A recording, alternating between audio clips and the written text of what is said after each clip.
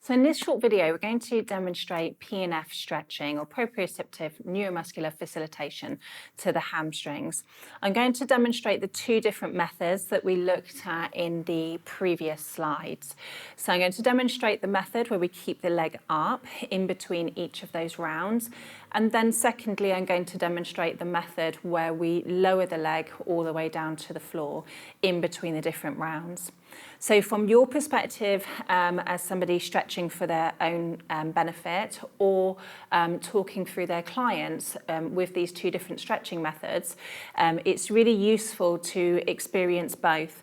Because as mentioned previously, if your client is quite highly stressed or they find stretching uncomfortable, especially to the hamstring group, then the method with the relaxation in between the rounds might be more beneficial for them. Whereas if they're quite comfortable with stretching and they're quite motivated by seeing the distance in how far the joint travels, then the first method might be more beneficial. And by all means, you can mix and match with these two methods as well on different muscle groups. Okay, so hopefully you have got a strap or you might have a towel handy. Even if you can touch your toes with your legs straight, it's still useful to have a strap or a towel because it enables you to relax the shoulders a bit more during the stretch. Okay, so as mentioned, we're going to stretch the hamstrings. So ideally warm up a little bit first before you go straight into this PNF stretch. Okay, so we're going to lower down onto the mat because we're doing the lying hamstring stretch.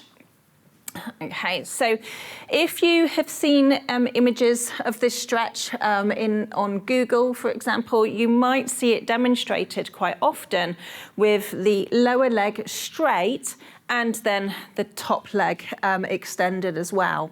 Now that's fine if your client has got quite good flexibility in the hamstrings because it will add an additional challenge to the stretch.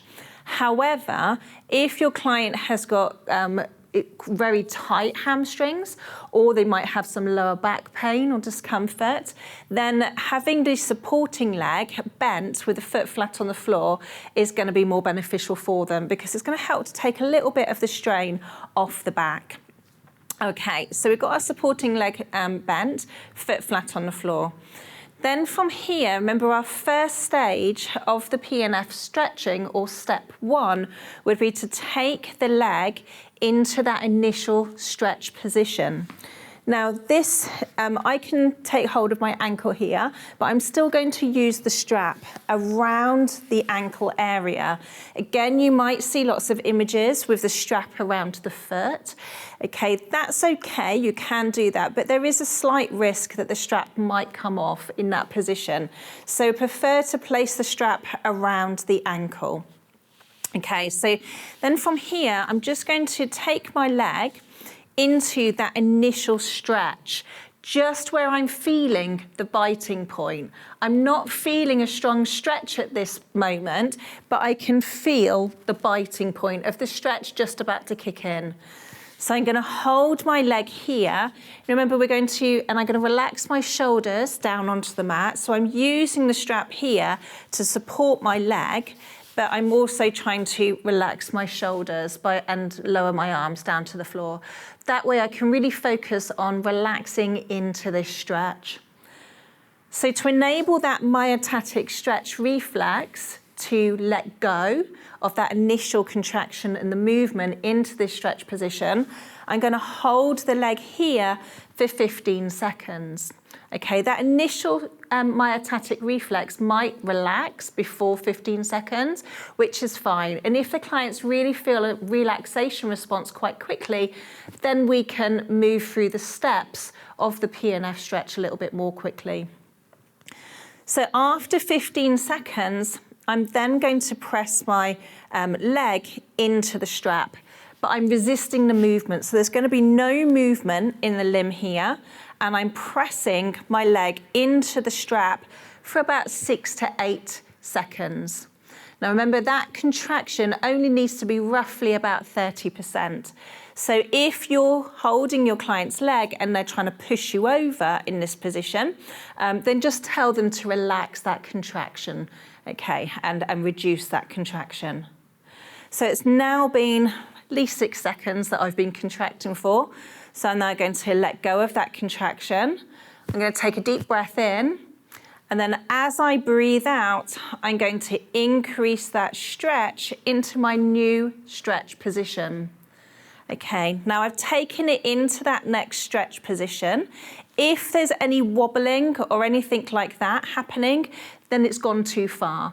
So if you see evidence of wobbling or contraction in the muscle here, then get the client to relax that stretch a little bit so that they can feel that stretch increase, but there's no contraction in the muscle, other than that slight contraction from that myotatic stretch reflex re-kicking in.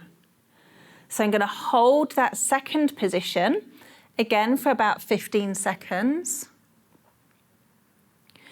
Then after those 15 seconds, we're then going to contract again by pressing the leg into the strap, but resisting the movement with the arm. So I'm now pressing the leg into the strap again, holding that contraction for about 6 to 8 seconds. Then after those 6 to 8 seconds, again, instruct the client to take a deep breath in. And as they breathe out, they're going to let go of that contraction. Then they're going to take another deep breath in.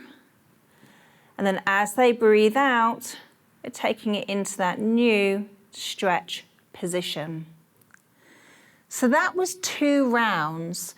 So now we've taken it into that new stretch position. Ideally, what we're going to do is now hold this final stretch position for about 30 seconds or longer, if time permits. So if they're comfortable and they're still able to relax into the stretch, then we're going to hold this final stretch position for around about 30 seconds, because that's going to help with muscle memory and help with that further continued development of flexibility in the hamstring group. Then after that 30 seconds, the client is then going to relax. So they're going to take a deep breath in, and then as they breathe out, they're going to bend at the knee and then lower that leg all the way back down to the mat. And then they can take it into that fully straight position and just relax that leg out. Okay, so that was demonstration 1 of the first style of PNF stretching, where that leg stays up for the whole duration, and we can repeat those rounds 2 to 3 times. And on that final stretch position, we're going to hold that leg up for about 30 seconds or longer to aid with muscle memory. The second style is where we're going to lower the leg in between each round. So I'm going to use the same leg again. Okay, so exactly the same start position. Client is lowering down to the mat. They've got the non-stretching leg bent, with the knee bent, and the foot flat on the floor. So again, they can do this with or without the strap. And the key focus here is allowing the client to fully relax. Okay, so you're going to take a deep breath in, and then as they breathe out, they're going to take the leg into that initial stretch position. Again, just where they feel that biting point in the hamstrings. I'm going to hold it here for 15 seconds, again to allow that initial stretch contraction to relax and let go. Then after the 15 seconds, again using the strap for resistance, they're going to press the leg into the strap to contract the hamstrings at the back of the leg. So again, we're holding that contraction for about 6 to 8 seconds. Breathing the whole time and really trying to relax and let go of any tension that they might be holding on to in the stretch.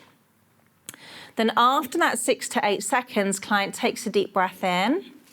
Then as they breathe out, they're going to lower the leg all the way down to the mat and just move that leg from side to side to enable them to relax that hip joint and relax the muscle groups. Then after a couple of seconds, they're going to take a deep breath in again.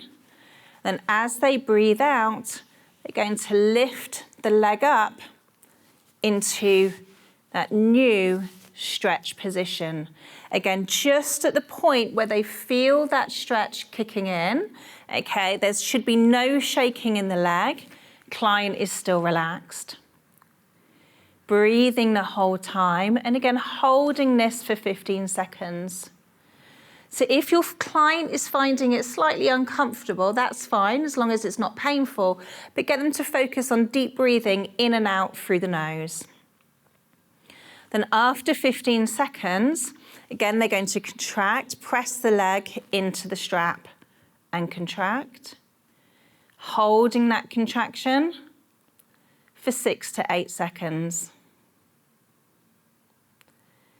Then after those 6 to 8 seconds, they're going to let go of that contraction, soften the knee, and lower that leg back down to the mat. And then again, just relax, turn the leg from side to side to help that hip joint to relax and to allow the muscles to let go of any tension.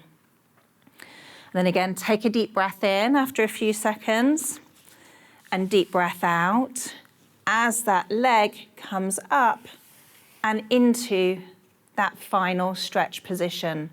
So with this, make sure that the client's glutes or the lower back is staying down onto the mat.